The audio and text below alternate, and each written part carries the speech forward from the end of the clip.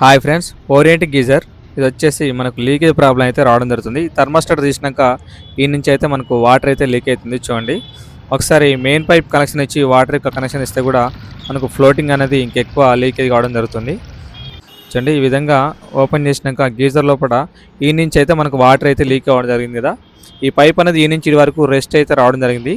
ఒకసారి వాటర్లో పెట్టి మనం ఊస్తే బుడగలు వస్తున్నాయి. చూడండి, ఈ పైప్ అయితే మనం ఇడికి కడిగేసుకొని వీటికైతే మనం పర్ఫెక్ట్గా వెల్లింగ్ పెట్టుకోవడం జరిగింది. ఎలాంటి ఏమైనా మళ్ళీ ఈ నుంచి వాటర్ లీక్ కాకుండా పర్ఫెక్ట్గా అయితే వెల్లింగ్ అయితే చేయడం జరిగింది.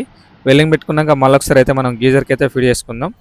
ఈ కట్ ఆఫ్కు డిఫరెన్స్ ఏంటంటే, ఈ కట్ ఆఫ్ ఏంటంటే ఒకవేళ కట్ అయింది అనుకో, ఈ బటన్ నొక్కగానే మళ్ళీ ఆన్ అవుతుంది. మళ్ళీ గీజర్ అయితే కంప్లీట్గా ఓపెన్ చేసి మళ్ళీ ఇది నొక్కితేనే ఆన్ అవుతుంది. ఇది వచ్చేసి అలా కాదు కట్ ఆఫ్. ఇది ఆటోమేటిక్గా హీటింగ్ కాగానే మళ్ళీ వాటర్ అనేది చల్లబడంగానే మళ్ళీ ఆటోమేటిక్గా ఆన్ కావడం జరుగుతుంది. దీనికి డిఫరెంట్ అనేది ఒకవేళ ఇది ఫెయిల్ అయిన ఇది వర్క్ చేయాలనే విధంగా దీన్ని అయితే ఎక్స్ట్రా చేయడం జరుగుతుంది. మెయిన్గా వచ్చేసి ఇది ఒక్కటి ఉంటే సరిపోతుంది గీజర్కి అనేది. చూడండి, గీజర్కి వాటర్ కనెక్షన్ మళ్ళీ ఒకసారి ఇస్తే ఇక్కడ వాటర్ లీక్ అయితే మనకేం రావట్లేదు, పర్ఫెక్ట్గా సెట్ అయిపోయింది. లోపల డమ్మీ చేసాం కదా మనం. ఈ విధంగా మళ్ళీ ఒకసారి గీజర్ ఆన్ చేసి మనం పవర్ కనెక్షన్ అయితే ఇచ్చి చూసుకుందాం. ఇచ్చుకుంటే మనకు రెడ్ గ్రీన్ లైట్ అయితే వస్తుంది కదా. ఒకసారి థర్మాస్టాటర్ కూడా మనం కనెక్షన్ ఇచ్చాం కదా, మనకు ఆటో కట్ అవుతుందా లేదని కూడా ఒకసారి మనం చెక్ చేసుకుందాం. మనకి ఇక్కడ గ్రీన్ లైట్ అయితే ఆఫ్ కావడం జరిగింది.